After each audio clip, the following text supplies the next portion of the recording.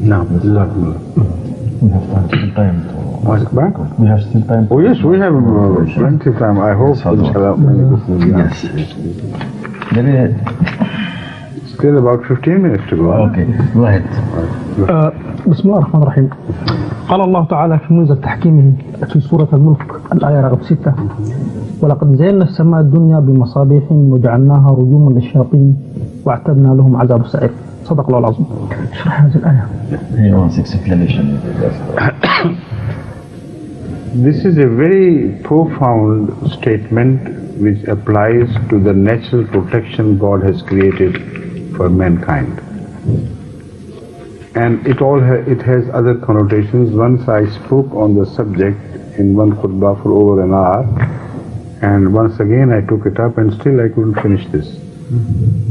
You see, when you discover the phenomenon God is referring to, it refers both to the spiritual world and to the real world as we see around. In the real world, what we see, atbahu shihabun mubin. You know how it happens? It happens that any meteor or any rock or something, some object in the heaven, they call it heavenly bodies, it enters the earth and it may fall over cities or places. If all these intruders were permitted to enter the earth and hit that earth, then there could be no life left on earth. There's so many. You know what happens? How do you see a shooting star? A flame of light follows that intruder. Although it is created by itself, it is created in fact by the resistant air which God has created for the purpose and has made it law, that when it enters that protective layer upon layer around the earth, then it will burn out. And the flame which follows it, from the vantage point of men, one sees as if somebody is following a Satan, you know. Some flame is following it. And this is the meaning as far as the spiritual world is concerned, material world is concerned. The same phenomenon can be read slightly differently, but overall in the same way in the spiritual world. When Satan-like people try to intrude into the world of spirit, spiritual messages, etc., and try to steal things from there, Allah always raises some people to follow them and punish them, and never leaves them with a free hand to do whatever they choose the religion. That is the philosophy of Mujaddideen.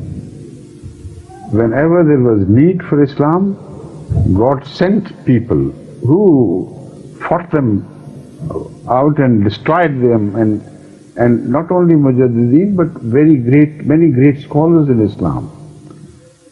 They would not permit these shayateen to enter the sphere of heaven created at the hand of Hazrat Muhammad Rasulullah by God. So anybody who looked with malintentions at Islam, he was punished immediately by some great meteors-like things, like Abu Bakr did to those who had rebelled against Islamic government at the time. So in the spiritual world, this is the meaning which in fact is the predominant meaning. The material world only helps you build the scenario, the picture, as to how it happens. So this is the beauty of the Quranic verses. They apply to both the physical and the spiritual world, and there is no contradiction. Similar phenomena are found in the material world as in the spiritual world. One thing should not be forgotten, that the Holy Quran is presenting the scenario of a well-organized and disciplined system. A Samad Dunya is not haphazard. There is a law governing and they all follow the same law. If the world of Islam get scattered and broken up into schisms and small parties, they cannot be referred to as Samad Dunya.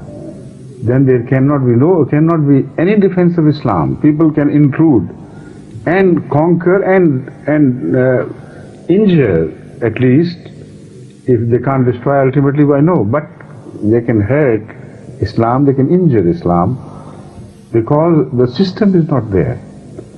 So it is highly important that a divinely organized system of a unified discipline should be created for Islam. If we somehow lose this system, then we are not protected, then we are no longer safe.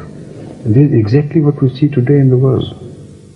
Right? Can we refer to these holes in the atmosphere, in the sun? The hole is only in the north, one hole. Yes, something like this. That is a sort of hole which is ozone hole. But we'll discuss that later somehow. It's a different system. Now the scenario which the non-Ahmadi Muslim scholars present is given a lie by the Quranic description itself. So clear.